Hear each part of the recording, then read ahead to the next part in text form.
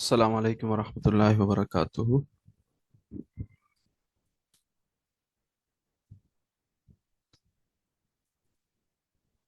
கிளியரா விளங்குதா பேசுறது? ஓ சார்.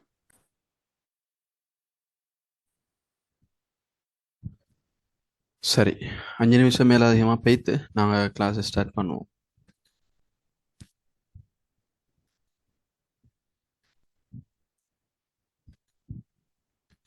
Recording in progress.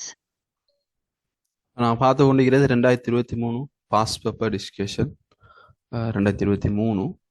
அப்போ இதில் வந்து நாங்கள் இதுவரைக்கும் 16 கேள்விகள் மிக விரிவாக ஆழமாக பார்த்துட்டோம். ரைட், 2023ல் 16 கேள்விகள் மிக விரிவாக ஆழமாக சிலபஸோட அதை கனெக்ட் பண்ணி பார்த்தோம். இன்றைக்கு நாங்கள் பார்க்க வேண்டியது 17வது கேள்வி. இன்றைக்கு நான் பார்க்க வேண்டியது 17வது கேள்வி. பாருங்க, எனக்குரிய ரிஸ்க் எனது ஈட்டியின் நிழலில்தான் இருக்கின்றது. எனக்குரிய ரிஸ்க் எனது ஈட்டியின் நிழலில்தான் இருக்கின்றது என்பது முதலாவது ஒரு சஹாபியின் கூற்றாகும், இரண்டாவது முஹம்மது ஸல்லல்லாஹு அலைஹி வஸல்லம் அவர்களின் கூற்றாகும், மூன்றாவது ஒரு இஸ்லாமிய அறிஞரின் கூற்றாகும், நான்காவது ஈசா அலைஹிஸ்ஸலாம் அவர்களின் கூற்றாகும், ஐந்தாவது லுக்மான் அலைஹிஸ்ஸலாம் அவர்களின் கூற்றாகும். சரி, எனக்குரிய ரிஸ்க் எனது ஈட்டியின் நிழலில் தான் இருக்கின்றது என்பது இதான் கேள்வி. என்ன ஆன்சர் வரும் இதுக்கு?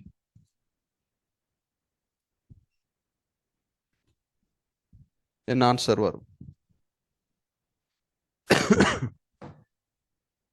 யூனிட் 7 தியரி கிளாஸ்ல இப்பதான் யூனிட் நாங்கள் முடிச்சு யூனிட் 8 ஸ்டார்ட் பண்ணிக்கிறோம். அப்ப இந்த பாடம் எல்லாம் அழகான முறையில் நாங்கள் படித்தோம். சொல்லுங்க பாப்போம். முகமது ஸல்லல்லாஹு அலைஹி வஸல்லம் அவர்களின் கூற்றாகும். முகமது ஸல்லல்லாஹு அலைஹி வஸல்லம் அவர்களின் கூற்றாகும். ஒரு ஆன்சர் வந்து வேற மற்றவங்க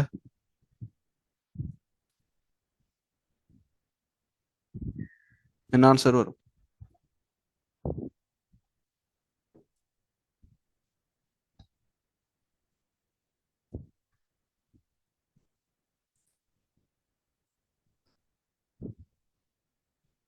என்ன சவுண்ட காணல? வேற எதுவும் அதுக்கு மாற்றமான விடைகள்?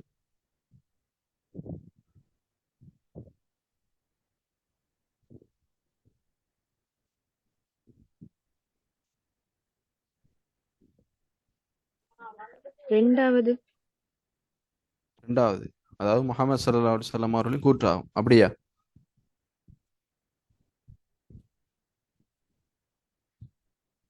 ஓ சார். ரைட், ரெண்டாவது தான் அதுக்குரிய சரியான விடை.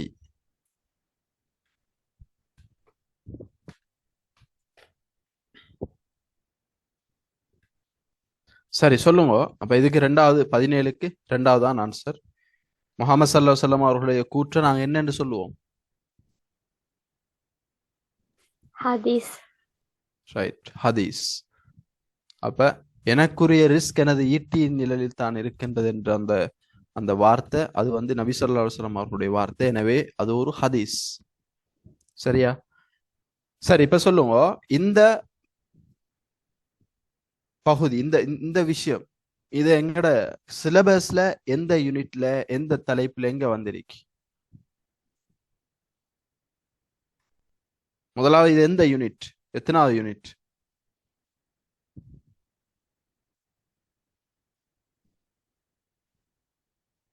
எத்தனாவது யூனிட் சொல்லுங்களேன். பாஸ்வேப கிளாஸ், டிஸ்கஷன் கிளாஸ் நீங்க தான் பேசணும். நான் சொல்லிக்கிறேன், நீங்க தான் ஃபுல்லா பேசணும். நான் கேள்வி கேட்டுக்கொண்டே இருப்பேன்.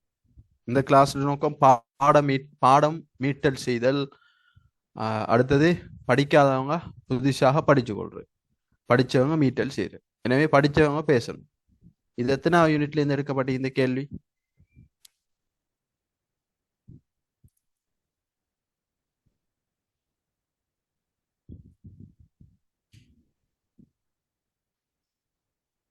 என்ன நம்மளோட தியரி கிளாஸுக்கு வாரவங்க கேள்வி தானே? சொல்லுங்க, எத்தனாவது யூனிட்ல இருந்து இந்த கேள்வி எடுக்கப்பட்டீங்க?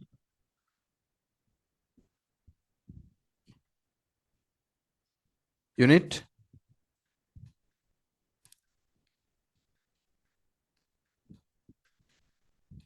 யூனிட் 7 உழைப்பு சம்பந்தமான பாடம். யூனிட் 7 உழைப்பு சம்பந்தமான பாடம். முஆமலாத் கொடுக்கல் வாங்கலுடன் தொடர்பான பாடம். இந்த யூனிட் 7ல எந்த தலைப்புல இருந்து இந்த கேள்வி எடுக்கப்பட்டு சொல்லுங்க ஆபோ. யூனிட் 7ல எந்த தலைப்பு?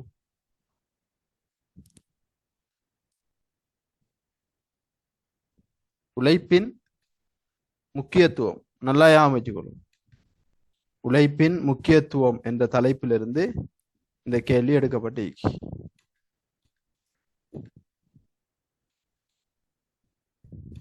உழைப்பின் முக்கியத்துவம்.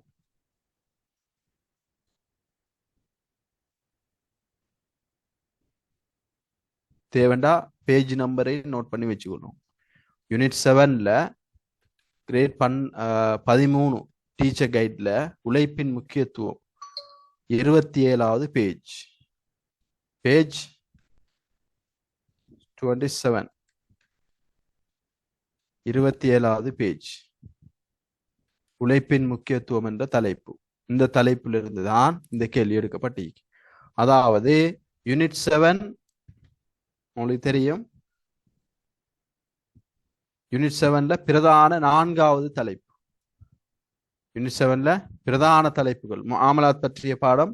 அதுல முதலாவது 7.1 முஆமலாத் பற்றிய தெளிவு, கொடுக்கல் வாங்கல் முறைகள் சம்பந்தமாக நாங்க 7.1ல படிக்கிறோம். அதுல பிரதான தலைப்புகள் ஒவ்வொன்று படிச்சோம். அதுல 4வது தலைப்பு நாங்க படிச்சதுதான் உழைப்பின் முக்கியத்துவம். சரி, கேள்வி ஒரு சைட்ல இப்ப இருக்கட்டும். நான் பார்த்த கேள்வி ஒரு சைட்ல இருக்கட்டும். இப்ப நீங்க சொல்லுங்க, இது உழைப்பின் முக்கியத்துவம் என்ற இந்த தலைப்பிலிருந்து அந்த கேள்வி எடுக்கப்பட்டிருக்கு. இப்ப நீங்க சொல்லுங்க, உங்களுக்கு ஒரு எஸ்ஏ கேள்வி ஒன்று வந்துட்டு. இஸ்லாம் உழைப்புக்கு வழங்கியுள்ள முக்கியத்துவத்தை விளக்குக, குறிப்பிட்டு விளக்குக, அல்லது உழைப்பின் முக்கியத்துவங்களை குறிப்பிட்டு விளக்குக. ஒரு 10 மார்க்ஸ் கேள்வி அல்லது 8 மார்க்ஸ் கேள்வி ஒன்று வந்துட்டு. இப்ப இந்த கேள்விக்கு நீங்க எப்படி ஆன்சர் பண்ணுவீங்க? உழைப்பின் முக்கியத்துவங்களை சொல்லுங்க பாப்போம்.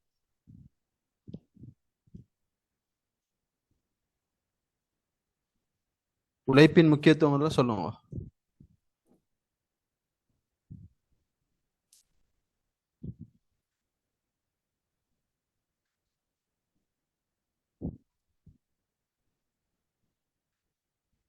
உங்களுக்கு அன்மியூட் பண்ண இருந்தானே, அன்மியூட் பண்ற ஆப்ஷன் காட்டுதானே. அன்மியூட் பண்ண எல்லாம் இருக்க இல்லையே.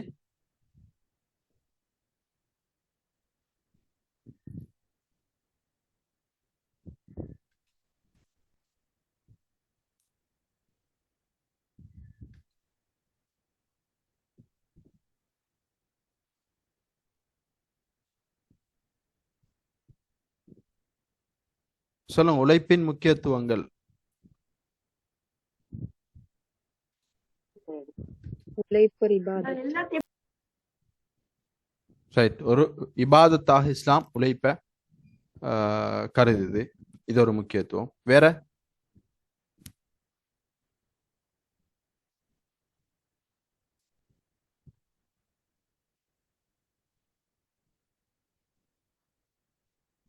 இப்ப இதுல ஆண்கள் கட்டாயம் நிறைவேற்ற வேண்டியது உழைப்பு.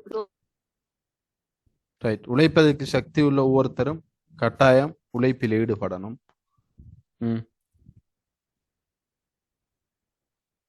வேற உழைப்பின் முக்கியத்துவம். இதுல யூனிட் 7 படிச்சவங்க யாரும் இல்லையா? முஆமலாத் பாடம் படிச்சவங்க யாரும் இல்லையா இதுல?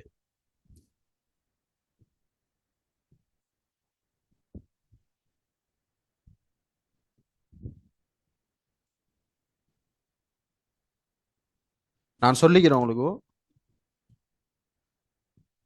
முக்கியத்துவம் என்று இஸ்லாம் பாடத்துல கேட்டாலே 2 ஆன்சரை டிரெக்டா கொடுக்கலும். முக்கியத்துவம் என்று கேட்டாலே 2 விஷயத்த கண்ணை பொத்தினே எழுதியலும். என்ன? அல் குர்ஆன் வலியுறுத்தி, சுன்னா வலியுறுத்தி. அல் குர்ஆன் உழைப்ப வலியுறுத்துதோ, அதுக்கு ஹதீஸ் ஆதாரம் ஏதாச்சும் கொடுக்கணும். அடுத்தது சுன்னா உழைப்பின் முக்கியத்துவத்தை வலியுறுத்துகின்றது. அல் குர்ஆன் ஆதாரம் ஏதாச்சும் கொடுக்கணும். இதுக்கு சுன்னா உழைப்பின் முக்கியத்துவத்தை வலியுறுத்துகின்றது. அதுக்கு சுன்னா ஆதாரம் ஏதாச்சும் கொடுக்கணும். அப்ப அதிலே 2 பாயிண்ட்ஸ் வந்துட்டு. ரைட். வேற உழைப்பின் முக்கியத்துவங்கள்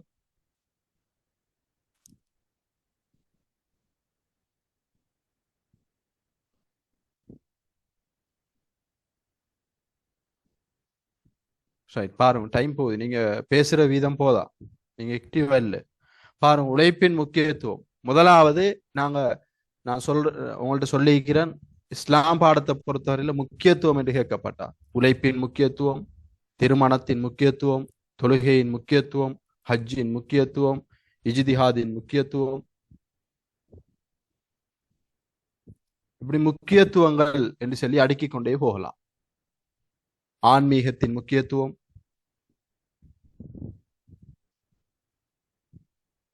சமூக வாழ்வின் முக்கியத்துவம் என்று சொல்லி இப்படி அடுக்கிக் கொண்டே நாங்க போகலாம். ஒவ்வொரு யூனிட்லையும் முக்கியத்துவங்கள் பத்தி பேசப்படுது. இந்த முக்கியத்துவங்கள் கேட்கிற சந்தர்ப்பத்துல இந்த இஸ்லாம் பாடத்துக்கு உட்படுற ஒவ்வொரு விடயமும் அது குர்ஆன் சுன்னா பேசின விஷயம். எனவே அல் குர்ஆன் வலியுறுத்துகின்றது. திருமணத்தின் முக்கியத்துவம் என்று கேட்டா அல் குர்ஆன் வலியுறுத்துகின்றது. அல் குர்ஆன் அதை பத்தி பேசுது. அப்ப அது ஒரு முக்கியத்துவம். உழைப்பின் முக்கியத்துவம் கேட்டா அல் குர்ஆன் வலியுறுத்துது. அப்ப அல் குர்ஆன் எத்தனை ஆயத்துகளை உழைப்பு அதை எழுதியலும்.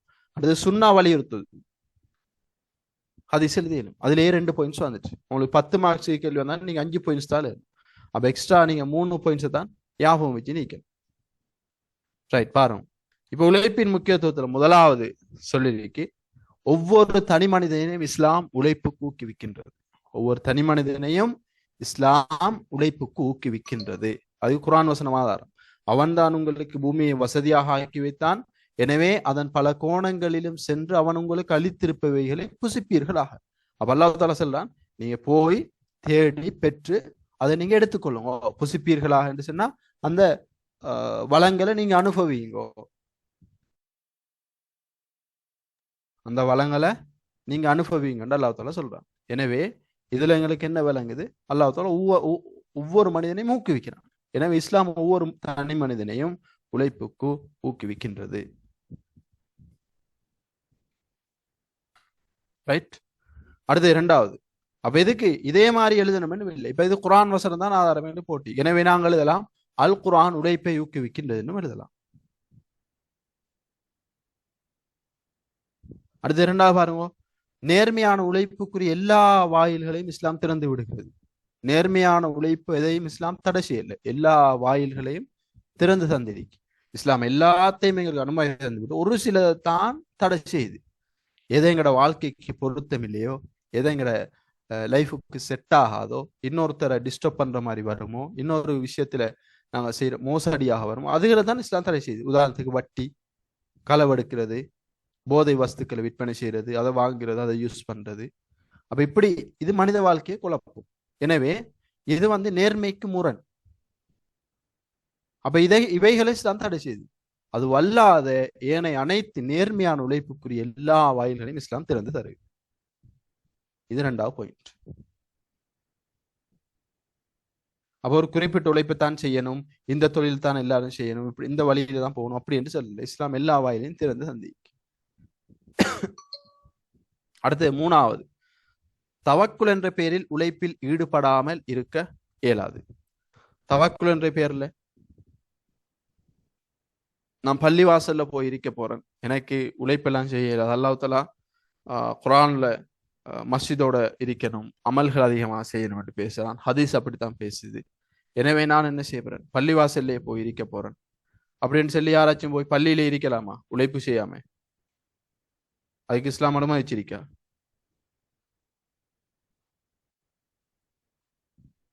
இல்லாட்டி அல்லாஹ் தருவான் சொல்லி போட்டு வீட்டிலே இருக்கலாமா? சொல்லுங்க, இருக்கலாமா? அல்லாஹ் தருவான்னு சொல்லிவிட்டு வீட்டிலே இருக்கிறேன் அப்படி இருக்க சொல்லி இஸ்லாம் சொல்லியிருக்கா? இல்ல. இல்ல. ஒவ்வொன்றுக்கும் உரிய முயற்சிகள் செய்யணும். அல்லாஹ் நல்ல ரிசல்ட்ஸை தருவான்னு சொல்லி போட்டு நாங்க சும்மா இருக்க இல்லாது. அதுக்கு ஒரு முயற்சி இருக்கு. கஷ்டப்படணும், படிக்கணும், தேடணும், கேள்விகள் செய்யணும். அப்ப அந்த முயற்சிக்கு பின்னாலதான் என்ன அல்லாஹ் எங்களுக்கு தருவான். அந்த முயற்சியோட தவக்குல் வைக்கணும். அதான் தவக்குல். தவக்குல்ன்றது நாங்க சரியா விளங்கிக்கொள்ளணும். தவக்குல்ன்றது முயற்சியோட இருக்கணும். சும்மா இருந்து கொண்டு தவக்குல் வைக்கிறது அது மடமை. நபிமார்கள் கூட என்ன செஞ்சினான்? தொழில் செஞ்சினான். ரைட். அப்ப தவக்குல் என்ற பெயர்ல உழைப்புல ஈடுபடாம இருக்க இயலாது. அப்ப தவக்குல் அவ்வளவு வலியுறுத்துற இஸ்லாம் கூட நீ தவக்குலை வச்சுக்கொண்டு உழைப்பு செய்யாம இருக்க வேணாம், உழைப்பை செய்ய என்று சொல்லுது. அப்ப இதுல எங்களுக்கு விளக்குது உழைப்பு எந்த அளவுக்கு முக்கியத்துவம் வாய்ந்த ஒன்று என்பது விளக்குது. ரைட். அதுக்குரிய சம்பவங்கள் நாங்க படிச்சோம். உமர் அலி அல்லாஹ் அவங்க தனது சாட்டை உயர்த்தி தவக்குல் என்ற பேர்ல சிலர் என்ன செஞ்சாங்க? பள்ளி வாயிலேயே கிடந்தாங்க, முடங்கி கிடந்தாங்க உமர் அலி அல்லாஹனோட காலப்பகுதியில. எனவே உமர் அலி அல்லாஹ் அவங்களை நோக்கி தனது சாட்டை உயர்த்தி பின்வருமாறு கூறினார்கள்: உழைக்காமல் வருமானத்தை தேடி செல்லாமல் உங்களில் எவரும் வீணை இருக்கக்கூடாது. அல்லாஹ்வே நீ எனக்கு ரிஸ்கை வழங்கு என பிரார்த்தனை செய்தால் மட்டும் போதாது, வானம் தங்கத்தை வெள்ளியோ மழையாக பொழிவதில்லை என்று கூறிவிட்டு பின்வரும் குர்ஆன் வசனத்தை ஓதினார்கள். குர்ஆன் வசனத்தையும் ஆதாரமாக காட்டுறாங்க. ஜும்மா தொழுகை முடிந்து விட்டால் பூமியில் பறந்து சென்று அல்லாஹின் அருளை தேடுங்கள். அல்லாஹ் தஆலா குர்ஆன்ல இப்படி சொல்றார். ஜும்மா தொழுகை முடிஞ்சா பூமியில பறந்து சென்று அல்லாஹுடைய அருளை தேடுங்கள். அப்ப முயற்சி இங்க வலியுறுத்தப்படுது, உழைப்பொண்டு செய்யணும் என்றது வலியுறுத்தப்படுது. அல்லாஹ் தஆலா இப்படி சொல்லல, ஜும்மா தொழுகை முடிந்து விட்டால் நீங்க ஜும்மா தொழுது நல்லா துவா திக்ர் எல்லாம் செஞ்சு போட்டு போங்க, உங்களுக்கு தேவையானது வீட்டில் இருக்கும் என்று சொல்லல. உங்களுக்கு நான் வானத்துல இருந்து டிரெக்ட் இறக்குவோம் என்று சொல்லல. அல்லாஹ் சொல்லானே இப்படி நீங்க போய் முயற்சி செஞ்சு அடைஞ்சு கொள்ளுங்க. உங்களுக்குரிய ரிஸ்கை நான் என்ன செஞ்சுக்கிறேன்? வைக்க வேண்டிய இடங்கள்ல வச்சுக்கிறேன். எனவே நீங்க முயற்சி செஞ்சு அது கிடைக்கும். எனவே தவக்குல் என்ற பெயரில் உழைப்பில் ஈடுபடாம இருக்க கூடாதுன்றதுக்கு முதலாவது உமர் அலி அல்லாஹ்னோட சம்பவம் ஆதாரம். இரண்டாவது ஷக்கீக் அல் பல்கி ரஹ்மத்துல்லாஹி அலைஹி அவர்களுடைய சம்பவம் இரண்டாவது ஆதாரம். ஷக்கீக் அல் பல்கி ரஹ்மத்துல்லாஹி அலைஹி இவர பேர் எங்கட சிலபஸ்ல இன்னொரு இடத்தை நாங்க படிச்சுக்கிறோம். எங்க இவர் யாரு? ஷக்கீக் அல் பல்கி. அதே போல இப்ராஹிம் இப்னு அதுஹம் இவர பேர் நாங்க இன்னொரு இடத்துல சிலபஸ்ல படிச்சுக்கிறோம்.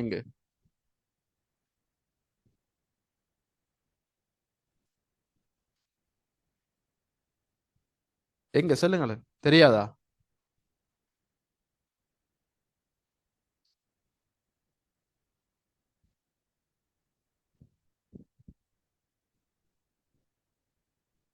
தசவுஃபுடைய பாடம் படிச்சுக்கிறீங்களா நீங்க?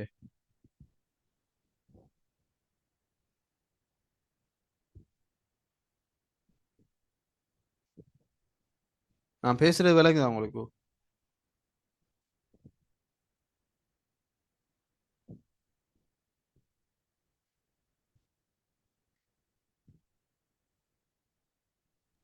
ஆம் சார், விளங்குது. அப்ப ஞாபகம் இல்லையா? யூனிட் 6ல இவங்களை பத்தி நாங்க இவங்களோட பேர் எங்கேயாச்சும் யூஸ் பண்ணியே இல்லையா எங்களோட சிலபஸ்ல? வேற எங்கேயும்? இவர் ஒரு துறவி தானே சார்? துறவி இல்ல, சூஃபி மகான்கள் லிஸ்ட் எடுத்து பாருங்க. அப்போ யூனிட் 6ல சூஃபி மகான்கள் இப்படி ஒரு தலைப்பு படிச்சு யாபமிக்க, சூஃபி மகான்கள் என்று சொல்லி. தசவுஃப் என்ற யூனிட் 6ல தசவுஃப் என்ற லாஸ்ட் பாடத்துல சூஃபி மகான்கள் அந்த லிஸ்டில் இருக்கிறவங்க தான் இவங்க. ஷக்கீக் அல் பல்கி ஒரு சூஃபி மகான், ஒரு சூஃபி. இப்ராஹிம் இப்னு அதுஹம் ரஹ்மத்துல்லாஹி அலைஹி அவங்க ஒரு சூஃபி.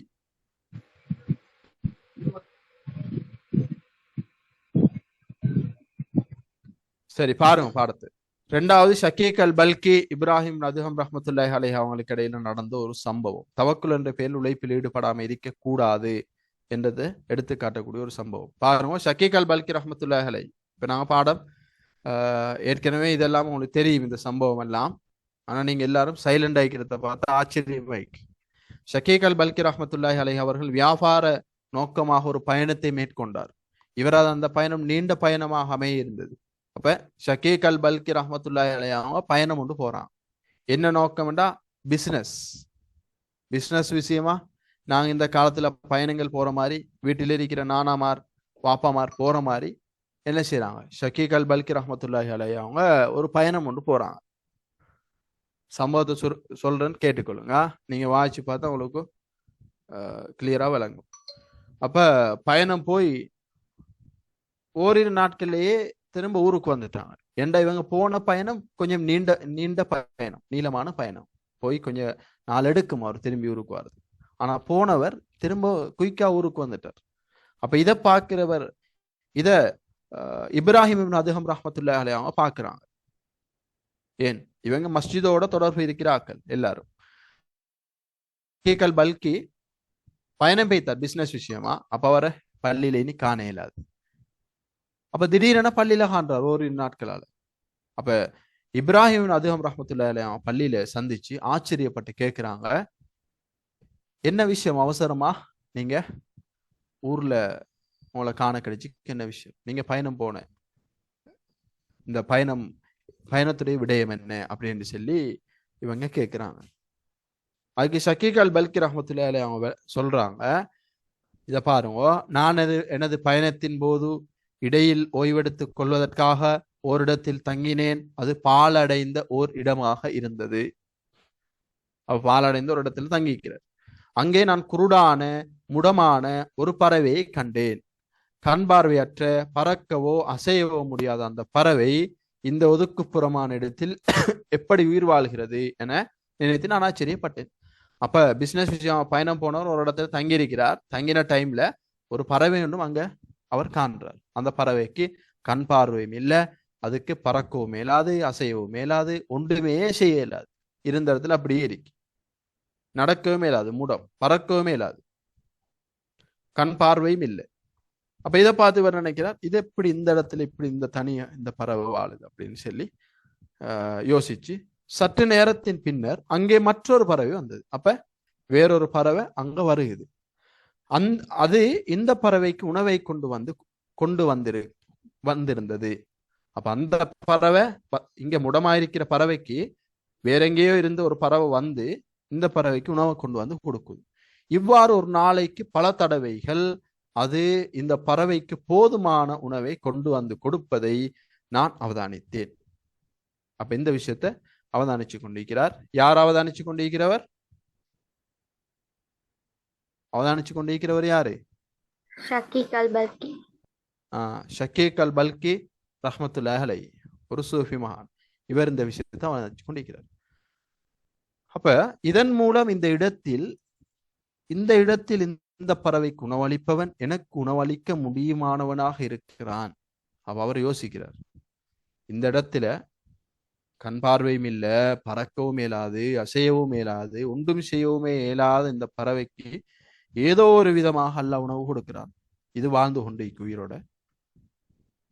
அப்ப இந்த பறவைக்கு உணவளிக்கிற அல்லாஹ் எனக்கு உணவு கொண்டு வந்து தரமாட்டானா? நானே இவ்வளவு கஷ்டப்பட்டு பயணம் செஞ்சு பிசினஸுக்காக வேண்டி வெளியூர்களுக்கு வெளிநாடுகளுக்கு போகணும் என்று சொல்லி என்ற உண்மையை உணர்ந்த நான் உழைப்பை நோக்காக கொண்ட எனது பயணத்தை இடைநடுவில் கைவிட்டு திரும்பினேன்.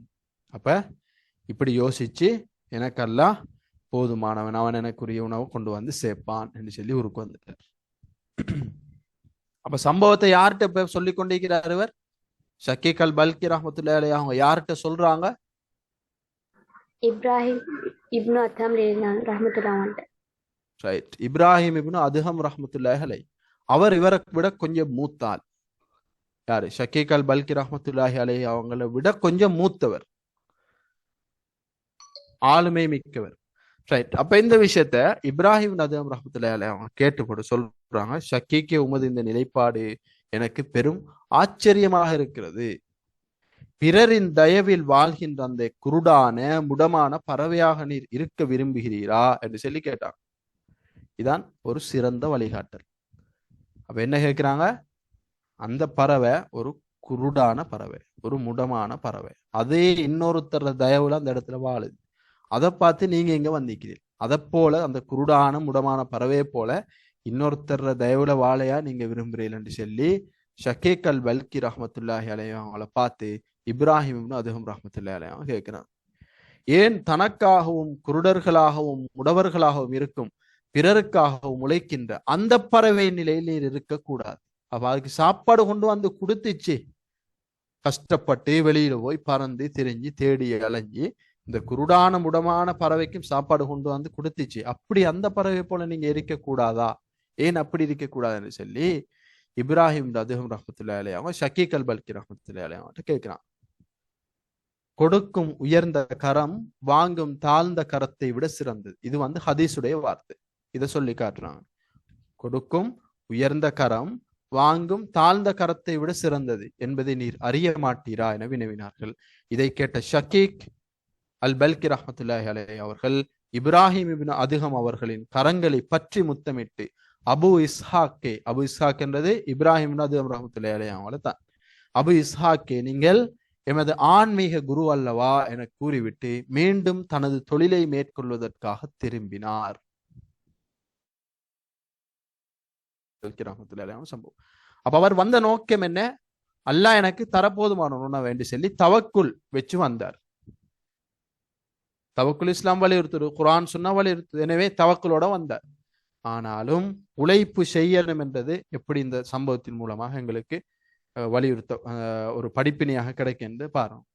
அப்ப அவர் தவக்குலை வச்சு கொண்டு வெறும் தவக்குல் இருந்து சரி வராது, உழைப்பு மிரிக்கணும் என்றது இந்த சம்பவம் அழகான முறையில எங்களுக்கு காட்டுது. அப்ப குருடான முடமான பறவையை போல இருக்காம அந்த பறவைக்கு ஹெல்ப் பண்ற மத்த அந்த உஜாரா இருக்கக்கூடிய பறவையை போல அப்படி நாங்க இருக்கணும் என்றத இந்த சம்பவம் எடுத்து காட்டுது. இது இரண்டாவது சம்பவம். எனவே தவக்குல் என்ற பெயர்ல உழைப்பில ஈடுபடாம இருக்கக்கூடாது. மூன்றாவது முக்கியத்துவத்துக்குரிய விளக்கம் தான் இப்ப பார்த்து கொண்டிருக்கிறேன் நான். அடுத்தது மூணாவது ஹதீஸ். முதலாவது உமர் அலி அல்லாஹ் சம்பவம் படித்தோம். ரெண்டாவது ஷக்கீக் அல் பல்கி ரஹ்மத்துல்லாஹி அலைஹி அவனோட சம்பவம். மூணாவது ஹதீஸ். நீங்கள் அல்லாஹ்வின் மீது சரியான முறையில் தவக்குல் வைப்பீர்களாயின் அது அவன் பறவைக்கு உணவளிப்பது போல உங்களுக்கும் உணவளிப்பான். அவை காலையில் வெறும் வயிற்றுடன் சென்று மாலையில் நிரம்பிய வயிற்றுடன் திரும்புகின்றன. அப்ப இந்த ஹதீஸை பாருங்க. இந்த ஹதீஸை வச்சு கொஞ்சம் பேர் சொல்ற அல்லாஹ் எல்லாத்தையும் கொண்டு வந்து சேர்ப்பான், நாங்க சும்மா இருந்தாலே பிரச்சனை இல்லை, தவக்குல் சரியா இருந்தா அல்லாஹ் கொண்டு வந்து சேர்ப்பான்னு சொல்ற. அப்படி இல்லை. இந்த ஹதீஸை நாங்க நல்லா வழங்கணும். நீங்கள் அல்லாஹின் மீது சரியான முறையில் தவக்குலை பெறுகிறாய். முதலாவது சரியான முறையில தவக்குல் இருக்கணும். அடுத்தது அவன் பறவைக்கு உணவளிப்பது போல உணவளிப்பான். ஹதீஸ். அதுக்கு பின்னால சொல்லப்படுற விஷயத்தை பாருங்க. அவை காலையில் வெறும் வயிற்றுடன் சென்று. அப்ப பறவை முயற்சி ஒன்று செய்தா இல்லையா? முயற்சி செய்தா இல்லையா? முயற்சி செய்து அது கூடுகள்லையே அதனுடைய கூடுகள்லையே என்ன செய்யல, அப்படியே முடங்கி இருந்து கொண்டு அல்லாஹ் கொண்டு வந்து சேர்ப்பான் என்று சொல்லி இருக்கல. நான் காலையில சுபஹு தொழுகைக்கு பின்னால அப்படியே வானத்தை பார்த்தா பறவைகள் என்ன கூட்டம் கூட்டமாக சாறை சாறையாக கூச்சலிட்டு கொண்டு சத்தமிட்டு கொண்டு பறந்து செல்லும். அப்ப இது எங்க போகுது என்று பார்த்தா முயற்சி. அல்லாஹுல தவக்குல் வச்சு தண்ட முயற்சியை செய்து பறந்து போகுது, வெறும் வயிற்றோட போகுது. போய் ஒரு முயற்சி செஞ்சுதான் மாலையில் நிரம்பிய வயிற்றுடன் திரும்புகின்றன. அப்ப அல்லாஹ் அதனுடைய தவக்குலுக்கும் முயற்சிக்கும் ஏற்ற கூலியை கொடுக்குறான், சாப்பாட்டை கொடுக்குறான், நிரம்பிய வயிற்றோட திரும்பி வருது. எனவே தவக்குலை மட்டும் வச்சு சரி வராது, உழைப்பு இருக்கணும். தவக்குல் என்ற பெயரில் உழைக்க இயலாது, உழைப்பும் இருக்கணும். அடுத்தது நாலாவது பாருங்க. தனது வீட்டிலோ அல்லது பள்ளி வாயலிலோ அமர்ந்து கொண்டு நான் தொழில் எதுவும் செய்ய மாட்டேன், எனக்குரிய உணவு என்னை வந்து சேரும் என கூறும் ஒருவரை பற்றி என்ன நினைக்கிறீர்கள் என இமாம் அஹமது இப்னு ஹம்பலிடம் வினவப்பட்டது. இமாம் அஹமது இப்னு ஹம்பல் இவரை பத்தி எங்க படிச்சிக்கிறோம்? வேற எங்க படிச்சிக்கிறோம்? இமாம் அஹமது இப்னு ஹம்பல் யாரு? எந்த துறையில தேர்ச்சி பெற்றவர்?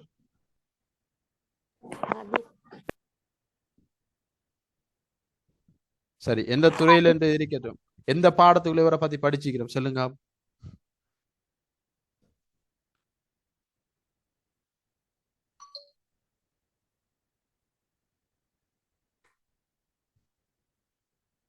என்ன தெரியாதா?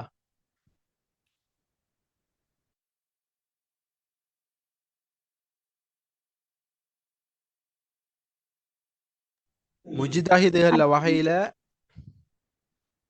இவர் ஒரு மதுஹபுடைய ஆசிரியர், ஹம்பலி மதுஹபுடைய ஆசிரியர். முஜிதஹிதுகளுடைய வகைகள் படித்தரங்கள் நீங்க படிச்சிப்பீர். எந்த படித்தரம், எந்த வகையான முஜிதஹிதுகளுக்குள்ள இவர் உள்ளடங்குவார்?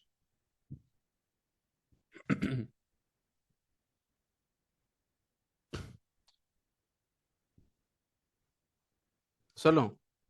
யூனிட் 4 படிக்கலையா அப்ப யாரும்? இதுல இருக்கிற யாரும் யூனிட் 4 படிக்கலையா? நம்மட தியரி கிளாஸ்ல எல்லாம் படிக்கல. வேற வெளி ஸ்டூடெண்ட்ஸ் யாரும் ஜாயின் பண்ணியிருப்பீர். இல்லாட்டி நீங்க சில நேரம் வேற இடங்கள்ல படிச்சிருக்கலாம், ஸ்கூல்ல படிச்சிருக்கலாம்.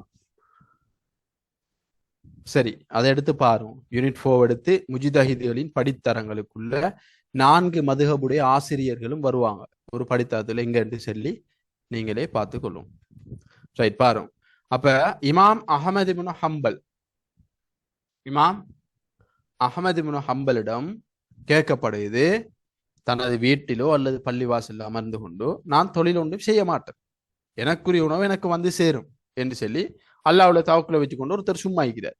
இவரை பத்தி நீங்க என்ன நினைக்கிறீர்கள்னு சொல்லி இமாம் அஹமது இப்னு ஹம்பல்கிட்ட கேட்கப்படுது.